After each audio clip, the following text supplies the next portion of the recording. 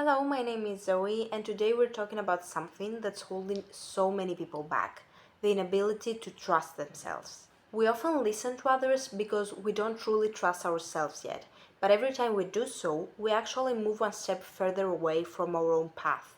Think about it. How many times have you asked three different people for the same advice, and each one of them has told you a different thing?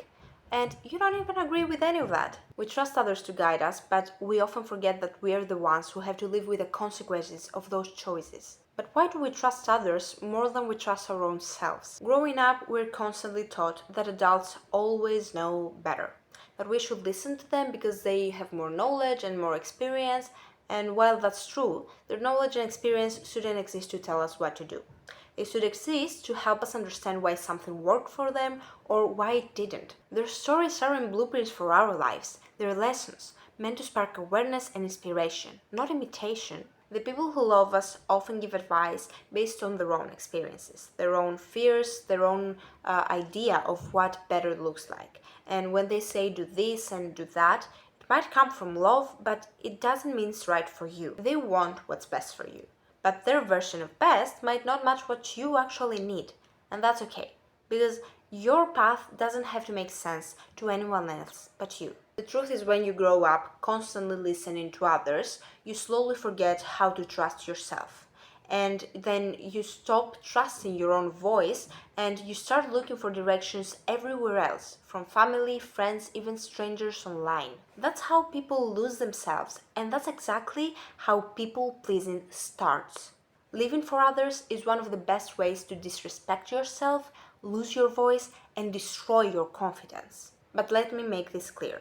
Doing something for somebody you love, even if it's inconvenient, is not the same as people pleasing. That's love, that's caring for someone. People pleasing is doing something for others that actively hurts you. You know that split second when your heart says no, but your mouth says yes anyways? That's people pleasing. It's when you choose their comfort over your own boundaries and you feel it immediately. That's why it's so important to know when to say no and who to say no to as well. If you don't do that, you're basically letting people control you, while you should be the one in charge. Because if you don't lead your life, somebody else will. And they will definitely lead it to the direction that benefits them, not you. I know it's hard to say no to the people you care about, especially when it might create tension or make you feel like the bad guy. It's one of the hardest actually things that you'll learn to do. You worry you'll disappoint them or start a fight or ruin the vibe. But boundaries aren't walls, they're doors. Doors meant to show people how to treat you. And you don't have to be harsh.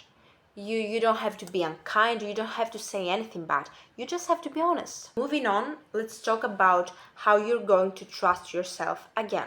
Step number one is to spend time alone. In order for you to start trusting yourself again, you need to heal first. And that can be hard. It can be painful because it starts by spending time alone with yourself, trying not to feel lonely. One of the biggest reasons why people become people pleasers is the fear of loneliness. And in order to heal from that, you need to learn how to be alone without having that feeling. Now, I'm not gonna sugarcoat this. It's gonna be hard at first. You will feel lost, a little desperate maybe, because your mood actually depended on the validation of others for so long. You will try to distract yourself, but everything will seem boring.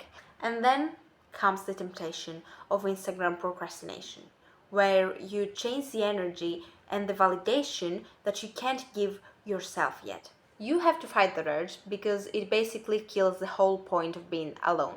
I mean, what's the point of trying to be okay with your loneliness and your own self when you actually are looking for communication with others? Try replacing it with something else, like go for a walk, read a book, watch a movie maybe. I love watching movies personally. If you need to be on your phone so bad, at least stay off of social media.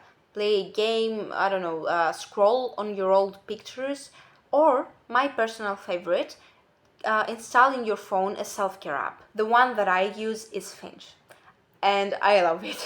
It's basically a self-care app where you take care of a little friend and it takes care of you as well. You can add daily tasks, track your mood, share goals with friends, and you can also earn extra points through small quests. And the best part, it only works if you do the work first. So you're not just scrolling, but you're actually doing something that's productive and that makes you feel good. Step number 2 is to build trust through tiny decisions. Every time you trust yourself, you teach yourself that your opinion matters.